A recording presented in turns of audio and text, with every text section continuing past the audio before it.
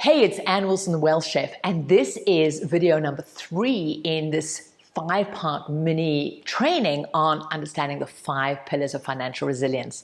And if you haven't watched pillars number 1 and 2 yet, go and do that.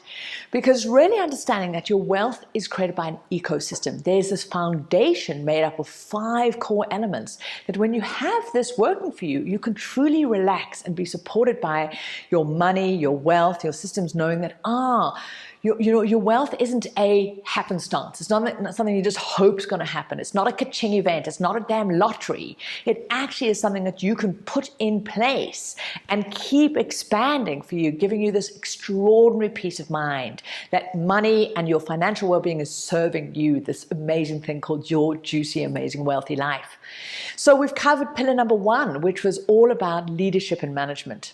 Getting clear that you have to provide the riverbank to your life around your financial well-being, and getting clear of what the bleep do you want and how are you telling that to your money and giving it a money management system so it can serve and support you. Pillar number 2 was understanding only assets create your freedom. Becoming an asset lover, becoming an investor, and knowing this is your highest priority to be doing no matter what, and realizing you can start with small amounts of money. That is the habit of investing, which is key. It's the habit of creating assets that create your wealth, never one asset in and of itself. So pillar number 3 now is understanding that 4-letter word called debt. And debt is one of the most devastating things in so many people's lives, but also one of the most misunderstood aspects of a financial instrument. And debt, for me, is something I'm deeply passionate about because this is modern day slavery. Debt is used as one of the most insidious ways to trap people into a cycle of just constantly earning and working for somebody else, where people get lulled into this almost like a drug pusher, this illusion of this high, this short-term, hey, wow, I can have this money now, I can live this money now, oh, I deserve it. Hey, look, my bank's told me and I've qualified for a loan. Like it's some kind of, success criteria we've got. Instead of understanding, this is insidious. Run for the mountains when you get that call. Because consumer debt, where you take money and you buy stuff that has no underlying value, that as soon as you've bought that money, it's poof, that money is gone, but you're still going to be paying for it for years to come. Both in terms of, you've lost in terms of that cost that's going to be increased on your expenses with those repayments that have to be made, the interest rates that are charged. And when most people want to appreciate that the thing that they put onto that credit card, that overdraft, that store card, they're going to be paying 12 to 15 times over if you're only paying the minimum repayment.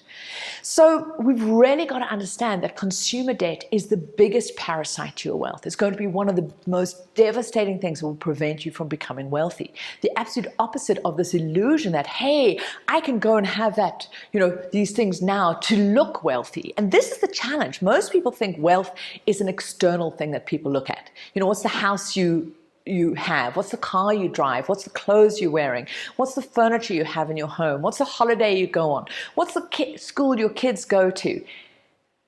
This is the devastating truth. All of that is BS. Most people, most of the stuff that you see, those cars driving around, they're not owned. It's just piles and piles of debt holding up this devastating illusion of deep insecurity. Now, I'm not saying we don't have those things, but never at the cost of your life, never at the cost of your well-being.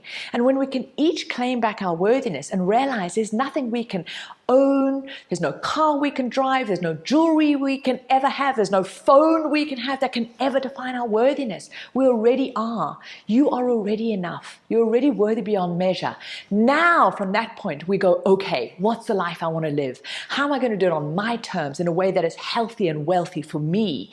And we get rid of consumer debt. So if you find yourself in a debt hole, that's absolutely fine. I was deep in a debt hole when I started this journey because I'd also got sucked into the story that I needed those things to be loved, to belong. Hell, that was just what you did. It wasn't even that conscious. It was just like, oh, that was the path you followed. You got all these things. And we can come back and go, hell no, my life is worth so much more than this. Claim back your freedom, claim back your authority, and go, I'm going to get out of that debt hole. And again, we've got great resources over at thewealthchef.com of ways to blitz your debt, structure that, get the Wealth Chef book, and understand this debt blitzing recipe. When we can come back and go, I am worth more than this, I can do this, and we know that we're prepared to do some radical things for a short period of time so that we can live free for a long period of time, then it became fun and exciting. So claim back your life in this. Get rid of consumer debt. Say a big no to that and know that you living your life free of that is the greatest gift you can give to yourself, to your family, those you love, and then be an inspiration to others. Let's talk about breaking free from consumer debt openly and cleanly and just the liberation of that. But then there's also neutral debt. So neutral debt is where you take on some borrowing in order to buy or control something that should hold its value. Should, because not necessarily.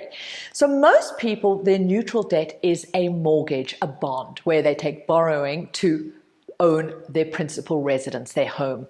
It's neutral because in theory you should be able to sell that property and clear that debt. Now, depends what's happening with markets, it might take a period of time. Now for most people will need to take on neutral debt in order to have a home, if that's what they're wanting. But it's super important you don't overextend. Don't get caught into the illusion that a home is an asset, that you've maxed out. What's the maximum home I can buy for the money that I have available? No, no, no, no. What is the appropriate thing? What is something that's going to give you a roof over your head if that's important to you? And how could you also do that in a savvy way? That's a whole nother conversation about how to buy property really smart, getting value, be a wealthy buyer in terms of those assets. But you might have some neutral debt, understand that it is neutral debt. And here's what's super important. In a low interest environment, you do not want to be overpaying and repaying your neutral debt at the expense of investing. So many people say to me, Anne, I want to focus on getting out of debt. Great, clear your consumer debt. And they go, I'm going to, when I've paid off my mortgage on my home or my bond, then I'll get investing. No, no, no, no, that is super, super dangerous. Remember, assets are pillar number 2 for a reason. You need assets working for you. You've got to get into a wealthy investing habit. And when it comes to your debt reduction, consumer debt is your high priority, but neutral debt in a low interest environment does not make sense for you to be paying that down. You rather take that extra money, you invest, and then your assets can pay your mortgage or your bond for you. Super important. So don't get caught into this trap of paying down your mortgage faster. Then the third kind of debt is expansion debt. This is when now you become super savvy and you realize, there's a reason the retailers, the banks, everybody wants to lend me money. Because the person who controls debt has power. Debt and having money can be a magnifier. And for most people, unfortunately, it's a magnifier and an accelerator into money hell in the form of consumer debt. Now imagine you now understand money and you go, hey, if I can borrow at, let's say, a 4% interest rate, the cost of money. So what is the interest rate? It's the cost of that money. If I can now get that money working at 8%, at 12%, at 15%, in assets, because now you're understanding that assets grow in value through capital and income. You go, hey, I'm a winner every day of the week. So you can now borrow and accelerate your time to freedom because you're buying assets with that money. You're not consuming it. You're not getting rid of it. You're using it in a savvy way. And now the assets repay that repayment. Debt, and you get to keep the difference. And this is truly where you're now starting to understand how the real wealthy work. They use debt to accelerate their time to freedom, to get more assets. But please don't get caught in the trap and go, yay, and I'm going to go and get a whole lot of debt and do that if you've got a whole pile of consumer debt. You need to know how to walk before you jump into the Formula One car and whiz around the racetrack, because otherwise you're just going to smash into a wall. So you've got to get clear on your consumer debt. You've got to really get your money management system in place. You've got to be on top of it. You've got to be a great leader to your money before you start using these advanced acceleration strategies. But it's super important you understand the difference between those kinds of debt. So this is pillar number 3. How is debt working against you or for you in your life? What is the consumption debt or consumer debt, that wealth-destroying debt you have in your life? What neutral debt you have? And thinking about expansion debt. Do you have expansion debt? What do you think about that? How could that work for you? So if you're watching this anywhere other than over at thewealthchef.com, head on over there. There's loads of resources for you in terms of investing, blitzing that debt, getting clear on this. We've got some great tracking resources. Get the Wealth Chef book. There's a whole chapter just on breaking free from consumer debt. Claim your freedom back in terms of this. You are way more important in your life than any kind of thing that is worth going into debt for. Consumer debt.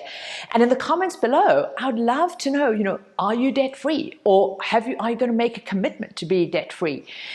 And because when we can also just destigmatize this whole area around debt, then we can have fun breaking free of it. So, make that commitment in the comments below and go, hell yeah. And if you've done it, celebrate, because that is an amazing achievement to do. So see you over in pillar number 4.